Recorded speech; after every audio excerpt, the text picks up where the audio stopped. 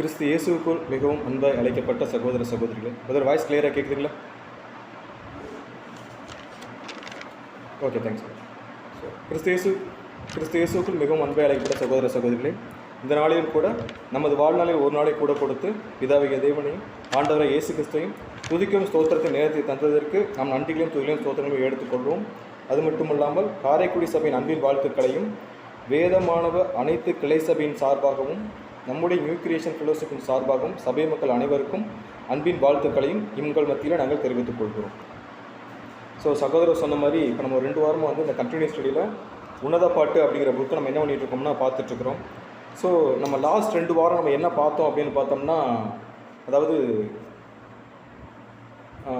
அந்த அம்மா யாருன்னா மணவாட்டி சபைக்கு வந்து எந்த அளவுக்கு கிறிஸ்துவின் மேலே ஒரு அன்பையும் ஒரு பாசத்தை நேசத்தையும் வச்சுருக்கிறாங்க, அதை எப்படி வெளிப்படுத்தினாங்க அப்படிங்கிற குறித்து பார்த்தோம். கடைசி வாரம் நம்ம பார்த்து முடிக்கும்போது எந்த வசனத்தோடு முடித்தோம் அப்படின்னு பார்க்கும்போது உன்னத பாட்டு 1ஆம் அதிகாரம் 3ஆம் வசனத்தோடு நம்ம முடித்தோம். அந்த வசனத்தை மறுபடியும் கூட ஒரு டைம் வாசிக்கலாம். உமது பரிமள தைலங்கள் இன்பமான வாசனையுள்ளவைகள், உமது நாமம் ஊற்றுன்ற பரிமள தைலமாக இருக்கிறது, ஆகையால் கன்னியர்கள் உண்மையை நேசிக்கிறார்கள் அப்படிங்கிற வசனத்தோடு நம்ம முடித்தோம். ஸோ இதில் நம்ம போன வாரம் இந்த பரிமள தைலங்கள் அப்படிங்கிற கொஞ்சம் டீட்டெயிலாகவே பார்த்துருப்போம். ஸோ பரிமள தைலங்கள்ங்கிற வாசனை அப்படிங்கிறது வந்து ஆண்டவரை இயேசு கிறிஸ்துக்கிட்ட இருந்து மட்டுமே வரக்கூடிய ஒரு ஃப்ரேக்ரன்ஸ். ஸோ அவர்கிட்ட மட்டும்தான் அந்த ஒரு ஃப்ளேவர் கிடைக்கும், வேறு யார்ட்டையும் அந்த ஒரு ஃப்ளேவர் கிடைக்காது அப்படிங்கிற மாதிரியான அடிப்படையில் அந்த விஷயத்தை நம்ம பார்த்தோம். ஸோ அதுலேருந்து வரக்கூடிய ஸ்மெல் என்ன, அது வந்து ஆண்டவர் இயேசு கிறிஸ்துக்கு எப்படி கம்பேர் ஆகுது, அது வந்து திருச்சபை பிள்ளைகளுக்கு எப்படி ஒரு ப்ளசண்ட்டான ஒரு விஷயமாகவும் அவங்கள ஹீல் பண்ணக்கூடிய ஒரு விஷயமாகவும் இருக்குது அப்படிங்கிற நம்ம பார்த்தோம். கடைசியாக நம்ம எங்கே பார்த்து முடித்தோம் அப்படின்னு பார்க்கும்போது ஆகையால் கன்னியர்கள் உண்மை நேசிக்கிறார்கள் அப்படிங்கிற வசனத்தோடு முடித்தோம். இதில் நம்ம கடைசியாக கன்க்ளூஷன் எப்படி முடித்தோம் அப்படின்னு பார்த்தோம்னா, கன்னியர்கள் உண்மை நேசிக்கிறார்கள் அப்படின்னு பார்க்கும்போது என்டையர் வேர்ல்டில் இருக்கக்கூடிய எல்லா கிறிஸ்டியானிட்டியுமே இங்கே யாரைத்தான் நேசிக்கிறாங்க அப்படின்னு பார்க்கும்போது ஆண்டவர் இயேசு கிறிஸ்துவை தான் நேசிக்கிறாங்க. அதைத்தான் அந்த மணவாட்டி எழுதும்போது, அதாவது சபை எழுதும்போது எப்படி எழுதியிருக்கோம் அப்படின்னு பார்க்கும்போது கன்னியர்கள் அப்படின்னு ப்ளூரலில் எழுதியிருப்பாங்க, அதாவது பன்மையில் எழுதியிருப்பாங்க. 1 ஆள் 2 ஆளில் கிறிஸ்துவை பின்பற்றுகிற கிறிஸ்துவை நேசிக்கிற எல்லாருக்குமே அவர் மேலேருந்து வரக்கூடிய இந்த பரிமள தைல வாசனை வந்து ரொம்ப பிடித்தமான ஒரு வாசனையாக இருக்குது அப்படிங்கிறக்காத்தான் சபை சொல்லும்போது எப்படி சொல்லியிருப்பாங்க அப்படின்னு பார்க்கும்போது கன்னியர்கள் உண்மை என்ன பண்ணுறாங்கன்னா நேசிக்கிறார்கள் அப்படின்னு பார்த்துருப்போம். நம்ம கன்னியர்கள் நேசிக்கிறாங்க அப்படிங்கிறது ஒரு புரிதலாக இருந்தாலும் கூட இதில் 2 டைப் ஆஃப் பீப்புள் இருக்கிறாங்க. இப்போ என்னன்னா, இந்த இடத்துல சபை என்ன சொல்ல வருது அப்படின்னு பார்க்கும்போது நான் நேசிக்கிறேன் யாரை அப்படின்னா ஆண்டவரை இயேசு கிறிஸ்துவை இல்லை மணவாளனை நான் நேசிக்கிறேன், அதே நேரத்தில் யாரும் நேசிக்கிறாங்க அப்படின்னா கன்னியர்களும் என்ன பண்ணுறாங்கன்னு நேசிக்கிறாங்க அப்படின்னு பார்க்குறோம். இதில் first person second person 2 category இருக்கிறாங்க. ஃபர்ஸ்ட் பர்சன் யார் அப்படின்னா சபை, ஏன்னா அவங்க மட்டும்தான் யாருன்னா மணவாட்டி ஆகிறதுக்கான எல்லா தகுதியும் உள்ள ஒரு ஸ்திரீ அப்படின்னு புரிஞ்சுக்கலாம். இன்னொரு கேட்டகரி ப்ளூரலில் இருக்கக்கூடிய கன்னியர்கள் அப்படிங்கிற கேட்டகரி. இவங்க எத்தனை பேர், பஞ்ச் ஆஃப் பீப்புள், நிறைய பேர் இருப்பாங்க. இவங்க எல்லாருமே யாரைத்தான் நேசிக்கிறாங்க அப்படின்னு பார்க்கும்போது ஆண்டவரை இயேசு கிறிஸ்துவை நேசிக்கிறாங்க. இதில் நம்ம 2 பேருக்கும், அதாவது கன்னி அப்படிங்கிற அந்த ஒரு ஸ்திரீக்கும் கன்னியர்கள் அப்படிங்கிற எல்லா ஸ்திரீகளுக்கும் ஒரு ஒற்றுமை என்னென்னா எல்லாருமே என்னதான் ஸ்திரீகள் கன்னிகள் தான், அதில் எந்த ஒரு மாற்று கருத்தும் கிடையாது. இதில் யார் வேணால் கிறிஸ்துக்கிட்ட போய் சேரலாம் அப்படிங்கிற ஒரு அளவுடும் அங்கே இருக்குது. இதில் கிறிஸ்துக்கிட்ட இவங்க தான் வரணும் இவங்க தான் வரக்கூடாது அப்படிங்கிறது கிடையாது. ஸோ இதில் யார் வேணால் கிறிஸ்துக்கிட்ட போகலாம்.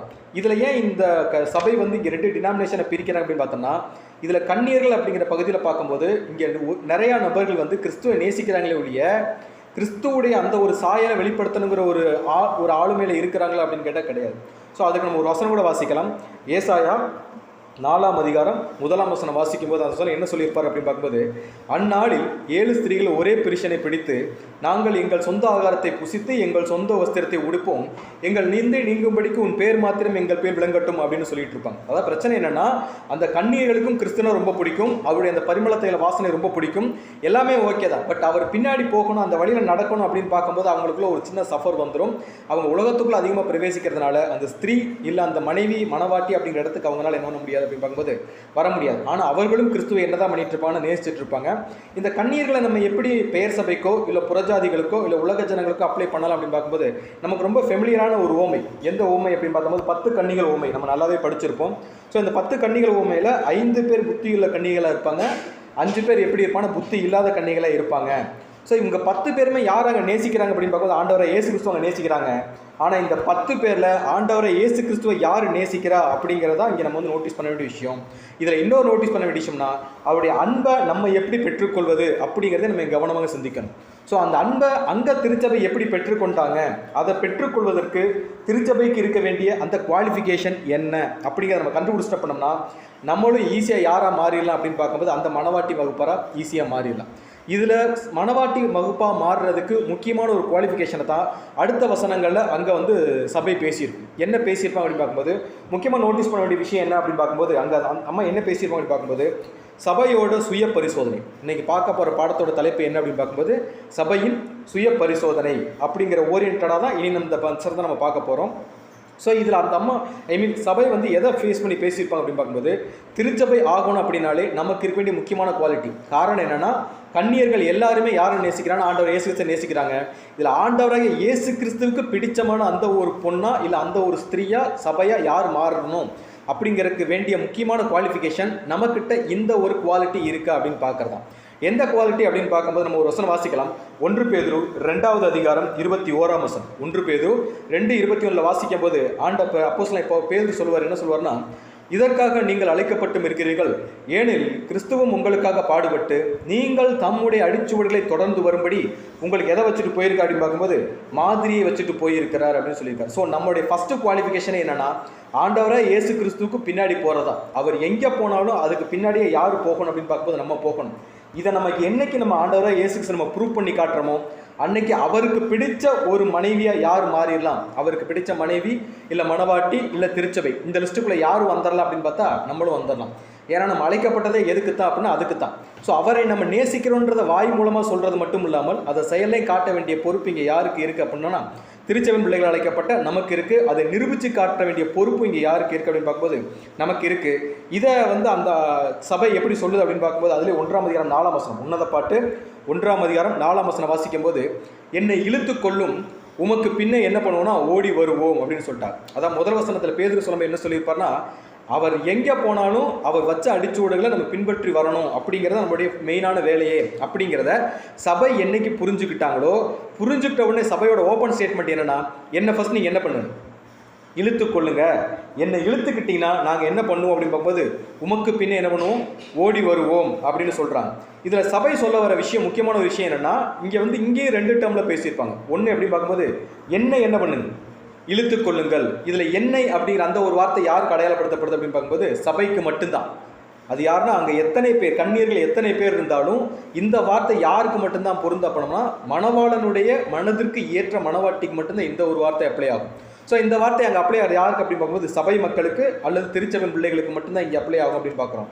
ஆனால் சபை அந்த வார்த்தையை சொல்லி முடிக்கும்போது எப்படி முடிப்பாங்க அப்படின்னு பார்க்கும்போது என்ன பண்ணுங்க இழுத்து கொள்ளும் அப்படின்னு சொல்லிட்டு எதை இழுத்துக்கணும் அப்படின்னு அந்த அம்மாங்க மீன் பண்ணுறாங்க அப்படின்னு பார்க்கும்போது யோவானில் ஆண்டவரை இயேசு கிறிஸ்து ஒரு விஷயம் பேசியிருப்பார். யோவான் சுவிசேஷத்தில் என்ன பேசியிருப்பார்னா யோவான் 6ஆம் அதிகாரம் 44ஆம் வசனம் வாசிக்கும் போது என்னை அனுப்பின பிதா ஒருவனை இழுத்து கொள்ளாவிட்டால் அவன் என்னிடத்தில் என்ன பண்ண மாட்டான்னா வரமாட்டான் அப்படின்னு சொல்லிட்டார். ஸோ இப்போ பிதாக்கு வந்து சித்தம் இருக்குது நம்ம கிறிஸ்து கூட போகணும்னு சொல்லிட்டு இப்போ நம்ம அந்த ஐடியாலஜிகள் உள்ளே வந்துட்டோம் அப்படின்னாலே நம்ம யார் கையை பிடிச்சிட்டு போய் ஆகணும் அப்படின்னு பார்க்கும்போது ஆண்டவராகிய இயேசு கிறிஸ்துவோட கையை பிடிச்சி தான் போகணும். எது வரைக்கும் நம்ம அவர் கையை பிடிச்சி ட்ராவல் பண்ணணும் அப்படின்னு பார்த்தா எது வரைக்கும் நம்ம ட்ராவல் பண்ணணும்? கிறிஸ்து கூட நம்ம அவர் கையை பிடிச்சிட்டே ட்ராவல் பண்ணுறோம் அப்படின்னா எது வரைக்கும் ட்ராவல் பண்ணணும்? அதுக்கு ஒரு பார்டர் இருக்கும்ல, மரண பரியந்தம். எது வரைக்கும்னா மரண பரியந்தம் அப்படிங்கிற ஒரு பாயிண்ட்டு. இன்னொரு பாயிண்ட் என்ன அப்படின்னு பார்க்கும்போது எங்கே எல்லாம் நம்ம அவர் கூட போகலாம் அப்படின்னு பார்க்கும்போது இதே யோவான் வந்து வெளிப்படுத்தின விசேஷம் எழுதும்போது என்ன எழுதுறாரு அப்படின்னு பார்க்கும்போது வெளிப்படுத்தின விசேஷம் 14வது அதிகாரம் 4ஆம் வசனம் வாசிக்கும் போது இவர்கள் எப்படிப்பட்டவங்களா இருப்பாங்கன்னா ஆட்டுக்குட்டியானவர் எங்கே போனாலும் அவரை பின்பற்றுகிறவர்கள் இவர்களே அப்படின்னா அவர் எங்கே போனாலும் யார் ரெடியாக இருக்கணும் அப்படின்னு பார்க்கும்போது மணவாட்டி ரெடியாக இருக்கணும். சும்மா வந்து என்னை இழுத்து கொள்ளுங்கள் உமக்கு பின்னே ஓடி வருவோம் அப்படின்னு சொல்லிட்டு வாயில் மட்டும் சொல்லிட்டு செயல்களை நம்ம உலகத்துக்குள்ளே என்ன பண்ணிட்டு இருக்க முடியாது, அப்ளை பண்ணிட்டு இருக்க முடியாது. ஸோ நம்ம அந்த வார்த்தையை சொல்கிறதுக்கு முன்னாடி நம்ம எதுக்கு ரெடியாக இருக்கணும் அப்படின்னா ஆட்டுக்குட்டியானவர் எங்கே போனாலும் அவர் எங்கே வேணும் போகலாம். ஒலிவ மலைக்கு போனாலும் நம்ம பின்னாடி போயாகணும், கல்வாரி மலைக்கு போனாலும் நம்ம பின்னாடி போயாகணும், சிலுவையில் போனாலும் நம்ம பின்னாடி போயாகணும். ஸோ நம்மளுடைய ஒரே விஷ், அதே மாதிரி நம்மளுடைய ஒரே விருப்பம், நம்மளுடைய ஒரே சிந்தை என்னவா மட்டும்தான் இருக்கணும்னா ஆட்டுக்குட்டியானவர் எங்கே போனாலும் அது வேறவர் வென்னவர் எப்போ வேணா இருக்கட்டும், அது எந்த டைம் லைனாக இருக்கட்டும் சரி, எந்த ஒரு காலப்பகுதியாக இருந்தாலும் சரி, அவர் எங்கே போகிறாரோ அவருக்கு பின்னாடி போக வேண்டிய ஒரே விருப்பம் மட்டும்தான் இங்கே யாருக்கு இருக்கணும் அப்படின்னு பார்க்கும்போது சபைக்கு இருக்கணும். அப்படி இருந்தால் மட்டும்தான் எத்தனை கன்னியர்கள் நேசித்தாலும் கிறிஸ்துவுக்கு மனவாட்டியாகிற தகுதி யாருக்கு மட்டும்தான் இருக்குன்னா அந்த ஒரு ஸ்திரீக்கு மட்டும். அந்த என்னைன்னு அடையாளப்படுத்துகிறாங்க, நான் வர்றேன். இந்த மனநிலை யாருடைய மனநிலைன்னா ஆண்டவராகிய இயேசு கிறிஸ்துவுடைய மனநிலை. நம்ம பழைய ஏற்பாட்டில் படிச்சிருப்போம் ஏசாயால. அதாவது என் காரியமாக யார் போவான் அப்படின்னு சொல்லும்போது அவர் ஃபர்ஸ்ட் என்ன சொல்லுவார்? நான் போகிறேன். அந்த ஒரு இண்டிவிஜுவாலிட்டி, அந்த அதாவது தேவனுக்கு பிரியமாய் நடக்கணுங்கிற முடிவை இங்கே யார் தான் எடுக்கணும்னா ஃபஸ்ட்டு யார் அந்த முடிவுக்கு நம்ம வரணும். ஸோ அதனால தான் திருச்சபை என்ன சொல்கிறாங்கன்னா, என்ன பண்ணுங்க, என்னை இழுத்துக்கொள்ளும் உமக்கு பின்னே என்ன பண்ணுவோம், ஓடி வருவோம் அப்படின்னு சொல்லிட்டு அந்த திருச்சபை அங்கே எப்படி கம்ப்ளீட் பண்ணுறாங்க அப்படின்னு போது ஓடி வருவோம்னா தான் என்னைன்னு ஆரம்பித்து சிங்குலரில் ஆரம்பித்து முடிக்கும்போது எப்படி முடிப்பாங்கன்னா ஓடி என்ன பண்ணுவோம், வருவோம் அப்படிங்கிறாங்க. இங்கே அந்த அம்மா யாரை மென்ஷன் பண்ணுறாங்க அப்படின்னு பார்க்கும்போது நமக்கு நல்லாவே தெரியும். அங்கே இருக்கிற இன்னொரு குரூப் யாரு, அந்த கன்னியர்கள்.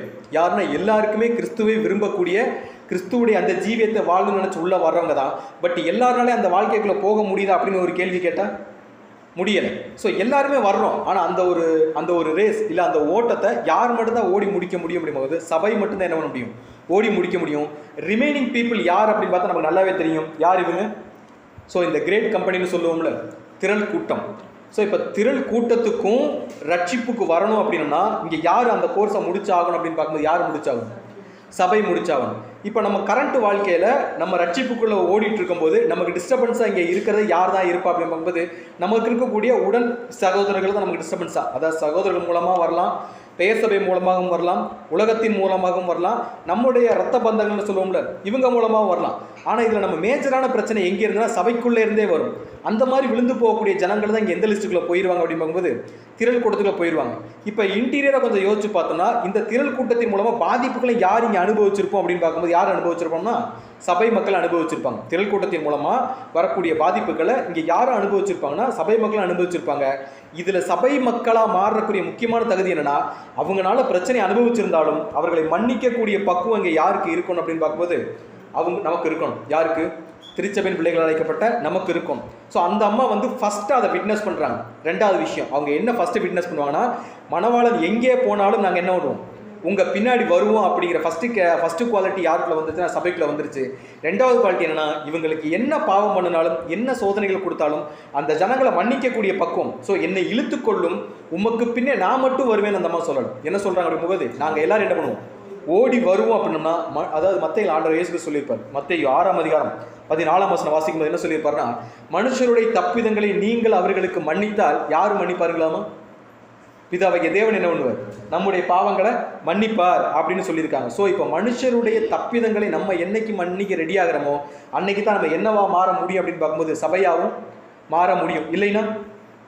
இல்லைனா ஸோ நம்ம அந்த கன்னியர்கள் அப்படிங்கிற கேட்டகரியில் போயிருமே ஒழிய ஸ்திரீ அந்த ஒரு பெண் அப்படிங்கிற கேட்டகரி என்ன வர முடியாது. ஸோ நமக்கு இருக்கக்கூடிய இன்னொரு குவாலிட்டி என்ன அப்படின்னு பார்க்கும்போது கொலோசியருக்கு எழுதின கொலோசியர் 3ஆம் அதிகாரம் 13ஆம் வசனம் வாசிக்கும்போது அதில் ஒருவர் தாங்கி ஒருவர் பேரில் ஒருவருக்கு குறைபாடு உண்டானால் கிறிஸ்து உங்களுக்கு மன்னித்தவரை நீங்கள் என்ன பண்ணுங்க, மன்னிக்கணும். நம்மளுடைய ஒரே வேலை என்னன்னா, கிறிஸ்து நம்மளை எப்படி மன்னிச்சாரோ அதே மாதிரி நம்மளை என்ன பண்ணி ஆகணும், எல்லாருடைய பாவங்களை மன்னிக்கணும். அதான் அந்த பாவம் நமக்கு தான் பண்ணுவாங்க, அதை ஏற்றுக்கவும் செய்யணும்.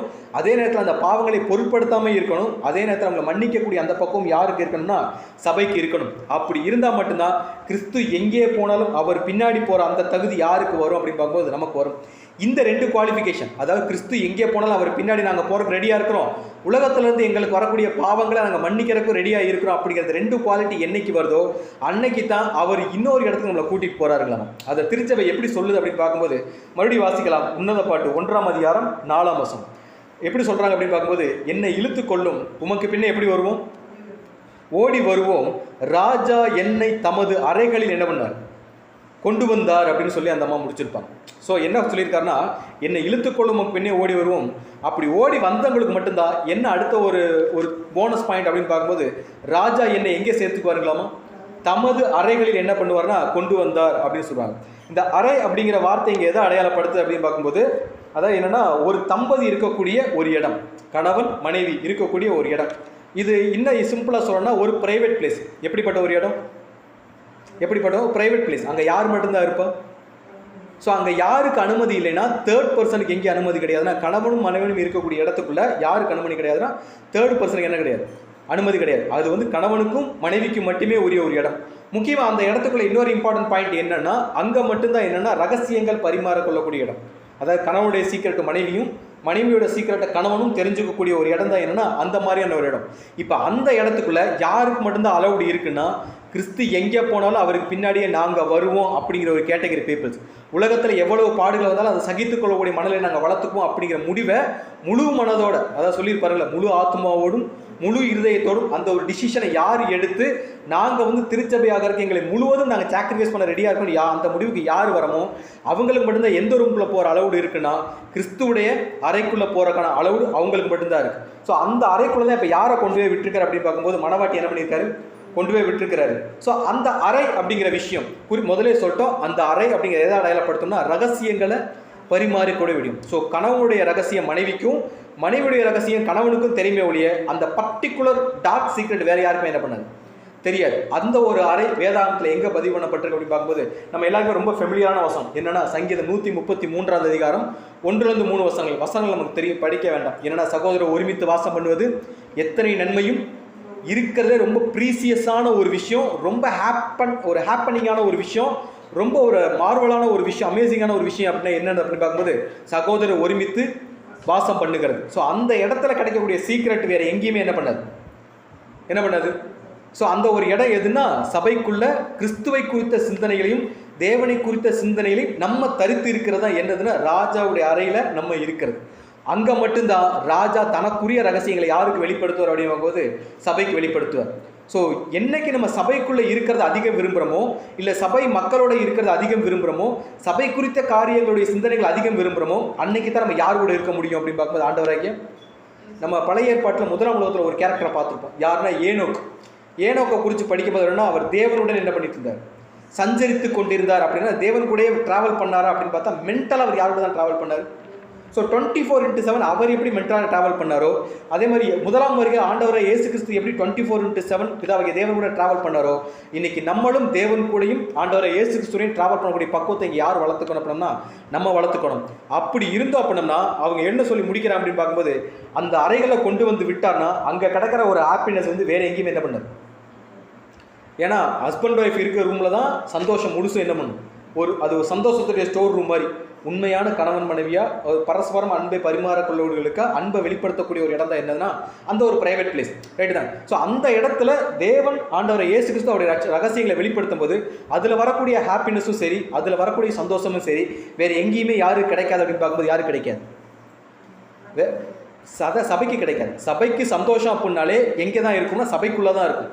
சபைக்குள்ளேயும் கிறிஸ்துவுக்குள்ளேயும் இருக்கிறதா சபைக்கு சந்தோஷமே ஒழிய உலகத்துக்குள்ளே இருக்கிறதோ உலகத்தின் காரியங்களை குறித்த கவலைப்படுறதோ யாருக்கு சந்தோஷமாக இருக்காது அப்படின்னா சபைக்கு சந்தோஷமாகவே இருக்காது.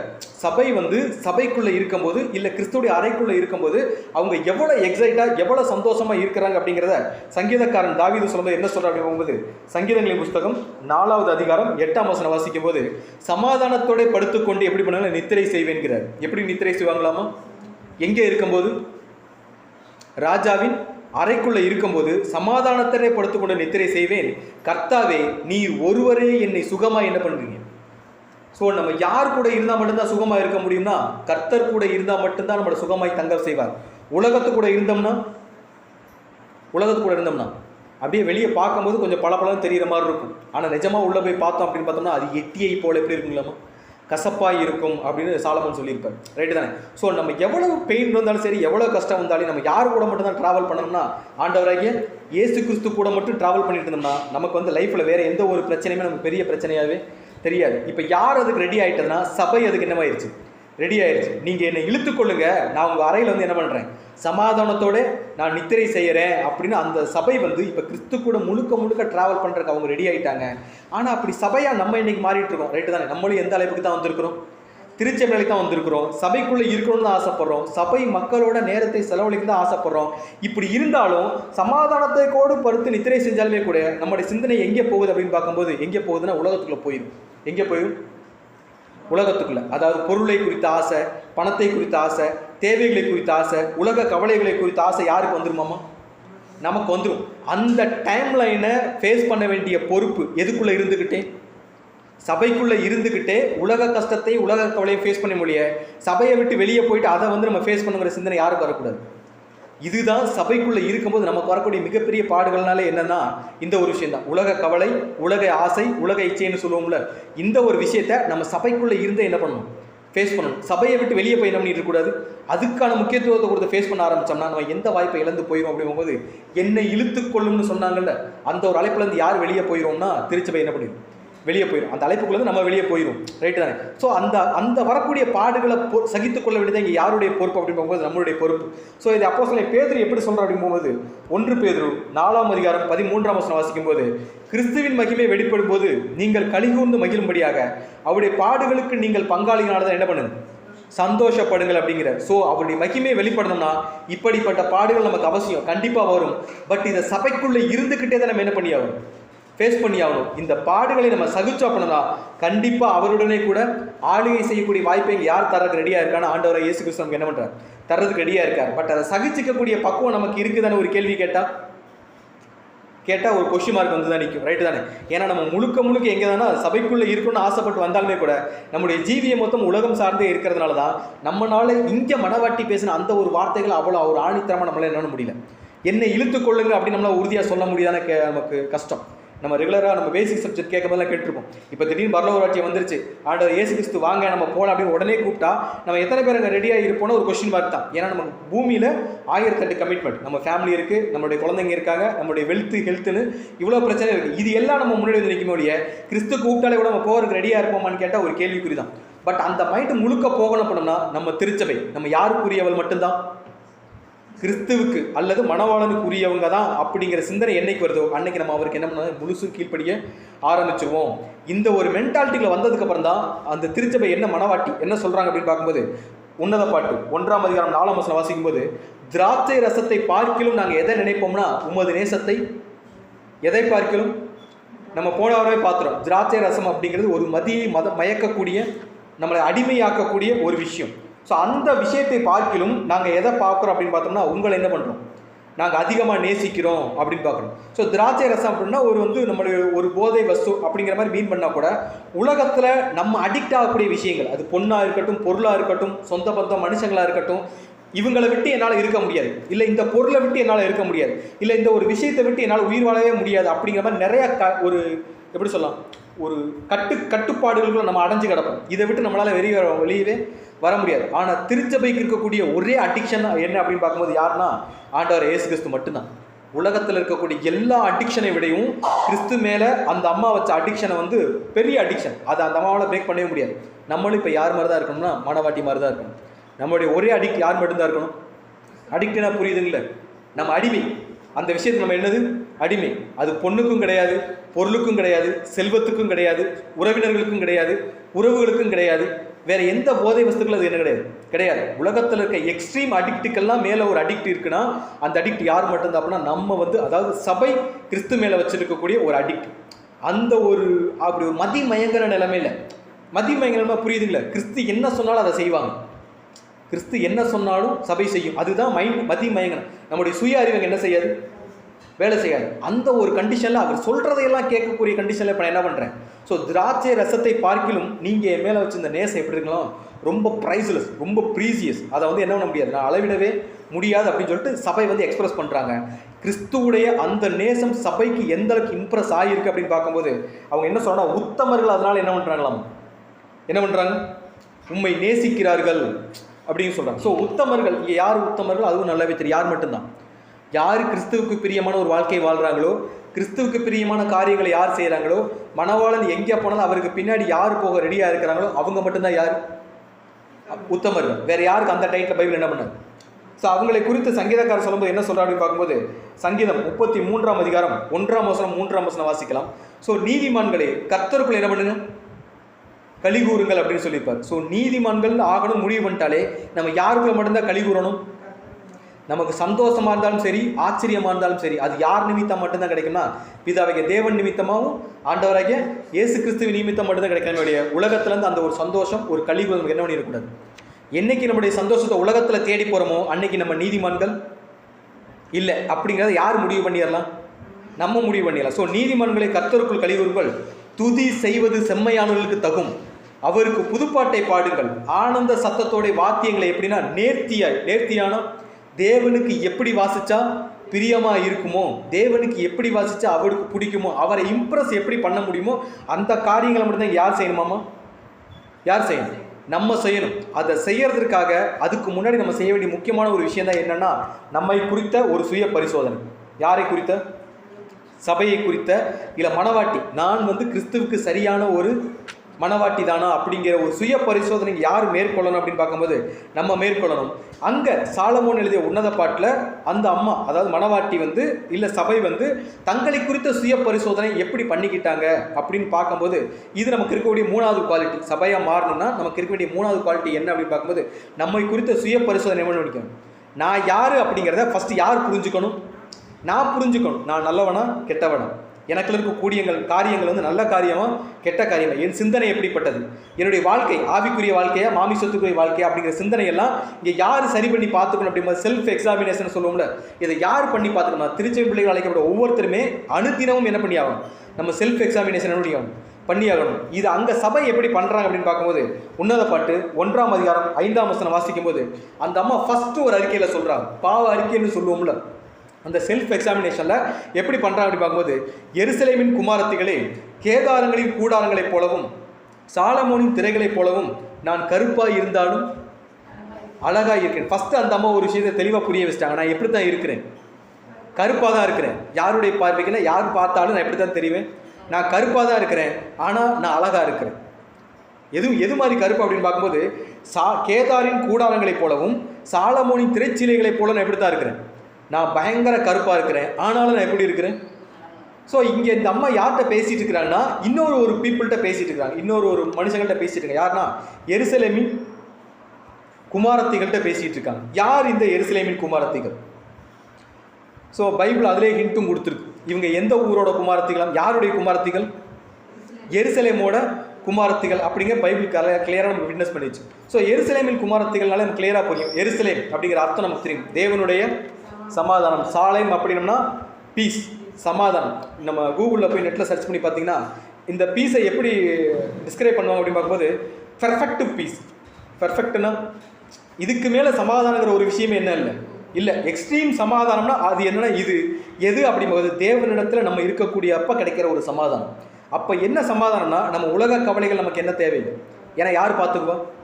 அப்பா பார்த்துக்குவார் அப்படிங்கிற ஒரு கான்ஃபிடென்ட்டோடு இருக்கக்கூடிய ஒரு சமாதானம். நம்ம பைக்கில் போகும்போது குழந்தைங்க முன்னாடி உட்கார வச்சு கூட்டிகிட்டு போயிருப்போம், நோட்டீஸ் பண்ணியிருப்போம். பின்னாடி ஒய்ஃப் உட்காந்துருந்தாங்கன்னா ஷோல்டர்லேயே நம்மளை கைட் பண்ணுவாங்க. பிரேக் அடிக்கும் போதெல்லாம் ஒரு டிராஃபிக் வரும்போது நம்மளை அப்படியே கைட் பண்ணுவாங்க. ஆனால் முன்னாடி உட்காந்துருக்க குழந்தை ஓட்டிட்டு போது பார்த்துருக்கீங்களா? அது எந்த ஒரு கவலையுமே இருக்காது, அது பாட்டுக்கு உட்காந்துருக்கும். காரணம் அதோட முழு கான்ஃபிடன்ஸ் யார் மேலே இருக்குன்னா அவங்க அப்பா மேலே. கொண்டு போய் கண்டிப்பாக என்ன பண்ணியிருக்க மாட்டார், இடிச்சிருக்க மாட்டார். அந்த குழந்தைக்கு ஏன்னா அது இப்போ சுயமாக என்ன பண்ணாது, எதையுமே யோசிக்காது. அதோட ஒரே நம்பிக்கை யாருன்னா அவங்க அப்பா மட்டும்தான். கண்டிப்பாக என்ன பண்ணியிருக்க மாட்டார். ஃபாஸ்ட்டாக போங்கன்னு தான் சொல்லுமே ஒழிய அந்த குழந்தை ஸ்லோவாக போங்கன்னு என்ன பண்ணாது, சொல்லாது. எவ்வளோ ஒரு குருஷியலான பீரியடாக இருந்தாலும் சரி, பயங்கரமாக ஒரு டேர்னிங் பாயிண்ட்டாக இருந்தாலும் சரி, அந்த குழந்தை அதை பற்றி என்ன பண்ணாது, கொஞ்சம் கூட கவலைப்படாது. பின்னாடி உட்காந்துட்டு இருந்த அந்த மனைவி தான் என்ன பண்ணுவாங்கன்னா நம்மளை ஷோல்டர் பிடிச்சி என்ன பண்ணுவாங்க, கெயிட் பண்ணிகிட்டே இருப்பாங்க. நமக்கு ஒரு சமாதானம், அந்த மாதிரி குழந்தைக்கு இருக்கக்கூடிய சமாதானம் எங்கே கிடைக்கும்னா ஜெருசலேமில் மட்டும்தான் என்ன பண்ணும், கிடைக்கும். ஏன்னா அது தேவன் கொடுக்கக்கூடிய ஒரு சமாதானம். ஸோ அந்த சமாதானத்துக்குள்ள இருக்கக்கூடிய குமாரத்திகள்னா இன்னும் முழுசாக வளர்ச்சி அடையாத இல்லை வளராத ஒரு நிலைமை. நமக்கு யார் நல்லாவே தெரியும், இவங்களும் எங்கே தான் இருக்காங்கன்னா இவங்களும் எருசலேமுடைய குமாரத்திகள் தான். ஆனால் இவங்கள்ட்ட ஒரு ஆள் பேசிக்கிட்டு இருக்காங்க. யார் பேசிகிட்டு இருக்காங்கன்னா சபை பேசிக்கிட்டு இருக்கு. இதில் இன்ட்ரெஸ்டிங் ஃபேக்ட் என்னன்னா, இங்கே 2 கேட்டகரி பிரிஞ்சிருச்சு. இவங்க 2 பேருமே எருசலேமின் குமாரத்திகள் தான். ஆனால் ஒன்று சபை ஆயிருச்சு, இன்னும் என்னவா தான் இருக்குது, இன்னொன்று என்னதான் குமாரத்தியாக மட்டும்தான் இருந்துட்டு இருக்கு. ஸோ இப்போ சபை குமாரத்தியை பார்த்து பேசுது. நம்ம முதலே பார்த்தோம்ல 10 கன்னிகைகள். ஸோ அது 2 கேட்டகரி பீப்புள்ஸ். 2 பேருமே கிறிஸ்துக்கு விருப்பமானவங்க, கிறிஸ்துவை நேசிக்கிறவங்க தான். ஆனால் ஒரு குரூப் ரெடி ஆகிட்டாங்க, இன்னொரு குரூப் என்ன பண்ணுவாங்க. ஸோ அந்த ரெடி ஆகாத குரூப் நமக்கு தெரியும் யார், திரள் கூட்டம் இல்லை பெயர் சபை, எப்படி வேணால் நம்ம என்ன பண்ணிக்கலாம், அடையாளப்படுத்திக்கலாம். ஸோ இந்த இடத்துல இவங்க என்ன சொல்கிறாங்க அப்படின்னு பார்க்கும்போது எருசலேமின் குமாரத்திகளை பார்த்து பேசுகிறாங்க. இந்த 2 குரூப்பை இன்னும் எளிமையாக நம்ம புரிஞ்சுக்கலாம்னா நம்ம ஆபிரகாமுடைய 2 மகன்கள் நமக்கு நல்லாவே தெரியும். யார், ஈசாக்கு, இஸ்மேல். ஒருத்தர் யார் அப்படின்னு பார்க்கும்போது ஒருத்தர் யார், அடிமையினிடத்தில் பிறந்தவர். இன்னொன்று சுயாதீன பிள்ளைகள். ரைட்டு தானே? ஸோ 2 பேருமே ஆபிரகாமின் பிள்ளைகள் தான். ஆனால் ரட்சிப்புங்கிறது ரெண்டு பேருமே ஒரே மாதிரி இருக்குமான்னு கேட்டால் கிடையாது. ஸோ அதே மாதிரி தான் இந்த புரிதலும், இவங்க ரெண்டு பேருமே எருசலேமின் குமாரத்திகள் தான். ஆனால் ஒன்று பெயர் சபை, ஒன்று என்னன்னா திருச்சபை, இன்னொன்று பெயர் சபை, இல்லை மற்ற அமைப்புகள், எப்படி வேணால் நம்ம புரிஞ்சுக்கலாம். ஸோ இந்த ஒரு காரியங்களுக்குள்ள இப்போ இந்த திருச்சபை வந்து எருசலேமின் குமாரத்திகள்கிட்ட இல்லை வளர்ந்து கொண்டு இருக்கக்கூடிய சபை மக்கள்கிட்ட என்ன சொல்கிறாங்க அப்படின்னு பார்க்கும்போது, எருசலேமின் குமாரத்திகளே, கேதாரங்களின் கூடாரங்களைப் போலவும் சாலமோனின் திரைகளைப் போலவும் நான் கருப்பாக இருந்தாலும் எப்படி இருக்கிறேன். ஸோ இதில் அந்த அம்மா வந்து ரெண்டு விஷயத்தை மென்ஷன் பண்ணுறாங்க. ஒன்று என்ன அப்படிங்கும்போது கேதாரின் கூடாரம், இன்னொன்று என்னென்னா சாலமோனின் திரை. இது என்ன அப்படின்னு பார்க்கும்போது நம்ம ஆல்ரெடி கேள்விப்பட்டிருக்கோம். என்னென்னா கேதாரின் கூடாரம் அப்படின்னா, கேதார் யாருன்னு நமக்கு தெரியும். கேதார் யாருன்னா இஸ்மவேலுடைய கோத்திரத்தில் வரக்கூடிய ஒரு கேரக்டர்.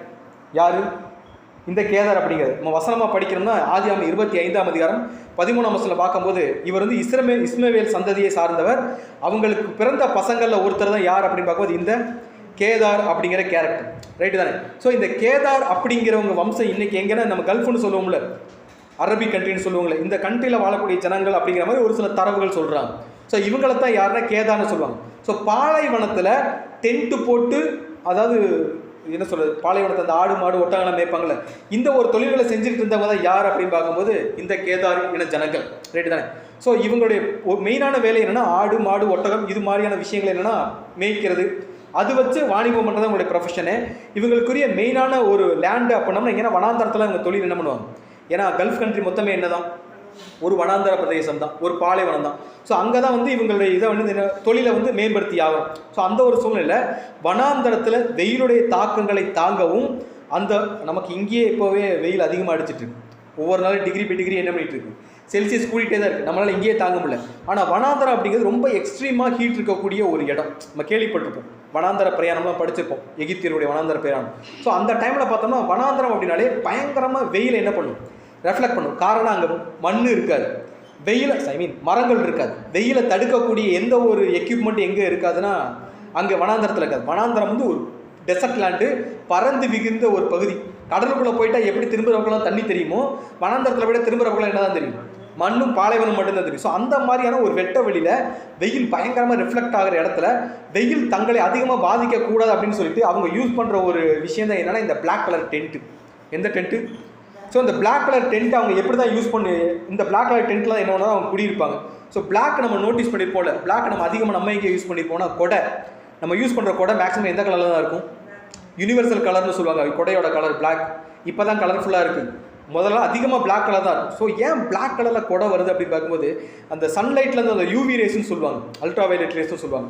அந்த ரேஸ் வந்து நம்மளை டேரெக்டாக தாக்காமல் இருக்கிறதுக்கு பயன்படுத்தக்கூடிய ஒரு கலர் தான் என்னென்னா இந்த பிளாக் கலர். ஸோ அதுக்காக பயன்படுத்தப்பட்ட ஒரு விஷயம் தான் என்னென்னா, ஸோ இது அன்னைக்கே அவங்க என்ன பண்ணியிருப்பாங்க, யூஸ் பண்ணி அவங்க டென்ட்டை எதில் ரெடி பண்ணியிருப்பாங்க அப்படின்னா அந்த பிளாக் கலரான ஒரு ஸ்க்ரீனில் ரெடி பண்ணியிருப்பாங்க. அதே மாதிரி இன்னொரு எக்ஸ்ட்ரீமான பிளாக் என்ன அப்படின்னு பார்க்கும்போது சாலமோனுடைய திரைச்சீலை. இன்னொன்று என்னது, சாலமோனுடைய திரைச்சீலை. அதுவும் எப்படி தான் இருக்குங்களாமா, அதுவும் எப்படி தான் இருக்குங்களாமா, பயங்கர கருப்பாக இருக்கும். இப்போ இது ரெண்டையும் கம்பேர் பண்ணி சபை என்ன சொல்லுது அப்படின்னு பார்க்கும்போது, நான் இது ரெண்டு மாதிரி நான் எப்படி தான் இருக்கிறேன், பயங்கர கருப்பாக தான் இருக்கிறேன், இருந்தாலும் நான் எப்படி தான் இருக்கிறேன், அழகாக தான் இருக்கிறேன் அப்படின்னு சொல்லியிருப்பாங்க.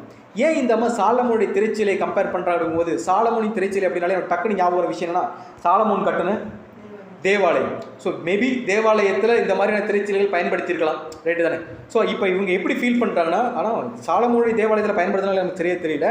ஆனால் அன்னைக்கு வந்து அந்த பிளாக் ஸ்க்ரீனுக்கு வந்து, ஏன்னா அவங்க வனாந்தரத்தில் இருந்த விஷயங்கள், நம்ம அதாவது டோருக்கு முன்னாடி ஸ்க்ரீன் போடுவோம்ல, எதுக்கு டோருக்கு முன்னாடி நம்ம ஸ்க்ரீன் போடுறோம், ஒரு வீட்டில் டோருக்கு முன்னாடி ஏன் நம்ம ஸ்க்ரீன் போடுறோம் அப்படின்னா அந்த டோர் வேகமாக ஃபேட் ஆகிடக்கூடாது, சன்லைட் பட்டு டோர் வந்து கலர் வெளுத்து போய் ஃபேட் ஆகிடக்கூடாது அப்படிங்கிற கதை வேணும்னா ஸ்க்ரீன் போடுவோம். நம்ம முதல்ல பார்த்துட்டோம் வனாந்தரத்தில் எக்ஸ்ட்ரீம் வெயில் அடிக்கக்கூடிய காலம். ஸோ எவ்வளோ வெயில் அடித்தாலும் அந்த ஸ்க்ரீன் வந்து டேமேஜ் ஆகிடும் அப்படிங்கிறக்கா பிளாக் ஸ்க்ரீன் யூஸ் பண்ணியிருக்கலாம் அப்படிங்கிற மாதிரி ஒரு சில தரவுகள் சொல்கிறாங்க. ரைட்டு தானே? ஸோ இப்போ இந்த அம்மா என்ன சொல்லுதுன்னா, அப்படி போடப்பட்ட திரைச்சீலைகள் மாதிரி இப்போ சாலமோனுடைய திரைச்சீலை அப்படின்னு சொல்லும்போது அவர் தேவாலயம் கட்டினார். தேவாலயத்தோட ஸ்ட்ரக்சர் எப்படி இருக்கும் ஞாபகம் இருக்குங்களா? நமக்கு சாலமோனுடைய தேவாலயம் இருக்குல்ல, அதோட ஸ்ட்ரக்சர் அது எப்படி இருக்கும் ஞாபகம் இருக்குங்களா? இப்படி தான் இருக்கும். எப்படின்னா ஆசரிப்பு கூடாரம் மாதிரி. எது மாதிரி? ஆசரிப்பு கூடாரம் எப்படி இருந்துச்சோ அதே மாதிரி தான் சாலமோனுடைய தேவாலயம் என்ன பண்ணுச்சுன்னா கட்டினார். ரைட்டு தானே? ஸோ முதல்ல வந்து பிரகாரம் இருக்கும், அதுக்கப்புறம் என்ன இருக்குன்னு பிரகாரத்தில் தண்ணி தொட்டி, பலிபீடம், இந்த மாதிரி விஷயங்களாக இருக்கும். அதுக்கடுத்து பரிசுத்த ஸ்தலம் இருக்கும், அதுக்கப்புறம் என்ன இருக்கும், மகா பரிசுத்த ஸ்தலம் இருக்கும். இதே ப்ராசஸில் தான் அவர் சாலமோன் வந்து எதையும் கட்டியிருப்பார் அப்படின்னு பார்க்கும்போது எதையும் கட்டியிருப்பார், ஸோ தேவாலயத்தை என்ன பண்ணியிருப்பார்னா கட்டியிருப்பார்.